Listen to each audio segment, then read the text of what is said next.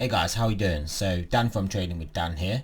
So yeah, just a bit of an update because we've had some pretty well, maybe some important news in the Bitcoin space. So we'll go straight over to the news article. So yeah, I'm sure of you guys watching Bitcoin have seen our little dip that we've had from round about the 9,800 zone to 9,300, so a 5,000 not 5,000, a $500 dip.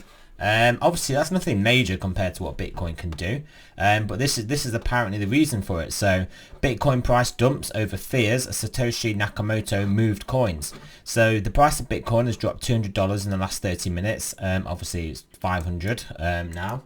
But we've actually recovered some of that now. So with the net loss, it's only about $300 at the moment, but it was up to 500 down. So as news of a transaction from 2009 spread across this crypto sphere, but traders need not worry. The Bitcoin wasn't Satoshi's, probably.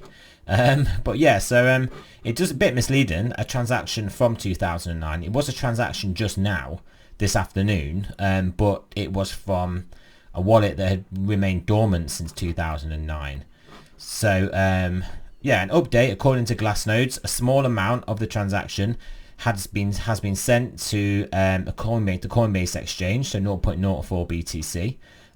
The crypto pay and the crypto coin payment solution company, and only a tiny amount there as well. The price of Bitcoin dropped $200 in the last 30 minutes over worries that the pseudonymous Bitcoin inventor Satoshi Nakamoto may have moved some of his coins. Bitcoin fell to a low of 9,550 and is currently at 9,621. Yeah, they got this out quick then, because then it wasn't long after we then moved down a little bit more. Earlier today, 50 Bitcoin mined in the first month of Bitcoin's existence were moved. A Decrypt reported worth $500,000. Since Satoshi Nakamoto was one of the few Bitcoin miners at the time, it has been suggested that these coins were his. However, while some wallets are known to be Satoshi's, the status of this wallet was less certain. It will be pretty obvious this guy will know Satoshi though, because obviously he would have known. He would have had to have known him and known of the project to have been mining then, and then to still have the keys and access to that wallet now. I mean, he clearly knew what he was doing. So I don't think it's not going to be anyone that definitely isn't linked to them, even if it isn't directly Satoshi. So in fact, researchers argued that the wallet was not one of Satoshi's. According to fine if it's not one of Satoshi's, but it's definitely one of the OGs, the Bitcoin OGs, that obviously definitely would have known who Satoshi was. Because you wouldn't have got involved in mining in something that's been around such a short period of time without obviously knowing something about it, and then known to have kept the keys and then not moved them until now. In fact, researchers argue the wallet was not one of Satoshi's, according to a study by an independent researcher and cryptographer Sergio Demain Lerner. A separate miner mined 1.8 million Bitcoin in its early days. He has since published an updated study which focuses on the nuance of the Bitcoin block for further evidence. Regardless, speculation is quickly abound on Twitter.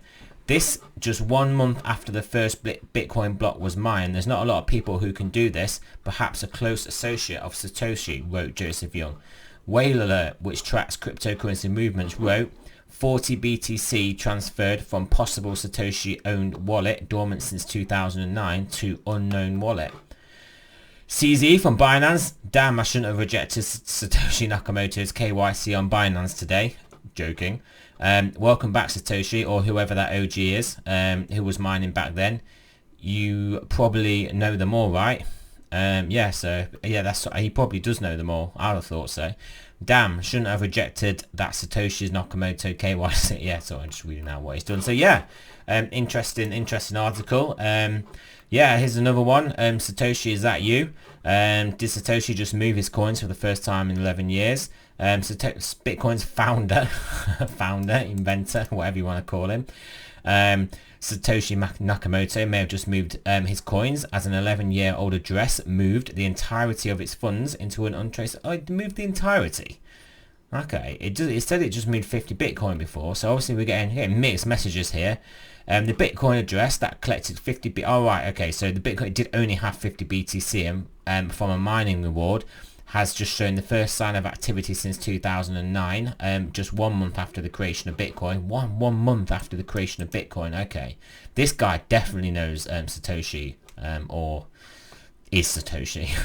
But yeah, so okay, they only had 50 Bitcoin. Okay, fair enough. According to the data from blockchair.com, the address has moved the entirety of its 50 BTC mining rewards to 2 different wallets. Of this, 40 BTC is laying inactive in what appears to be a change address. The remaining 10 BTC has been sent to a multi-sig address as evidenced by its starting number. The chain of transactions that becomes more difficult to track from here, as the BTC was split into almost a dozen places across a complex chain of outputs. Sounds like a coin tumbler, that does, maybe.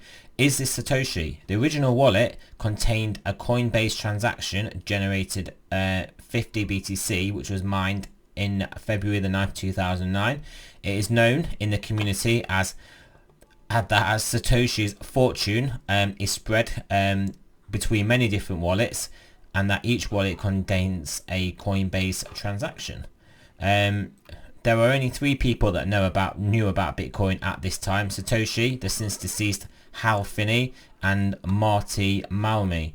Theories over the possible owner of these funds include Finney's wife and Malmy, but Satoshi is a likely candidate as well. The complex chain of transactions suggests that the signer seeks to conceal the destination of the funds.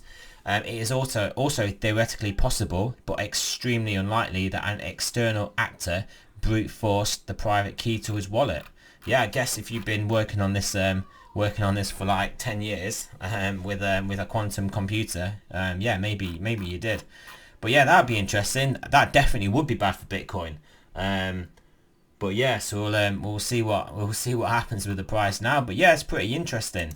We'll have to see how this story develops, and let's hope it's not too bad for the Bitcoin price at this critical inflection point that we're currently at. All I will say is if we do recover back up towards the just under 10,000 level, even with this occurring, then maybe it is moon time. Maybe nothing will stop us. I mean, we've had some wicks down recently. We've had BitMEX been shut down for temporarily closed. We've had the CME gap, which then just spiked us down to basically 9,300, pretty much exactly the same level we just came to now, funnily enough.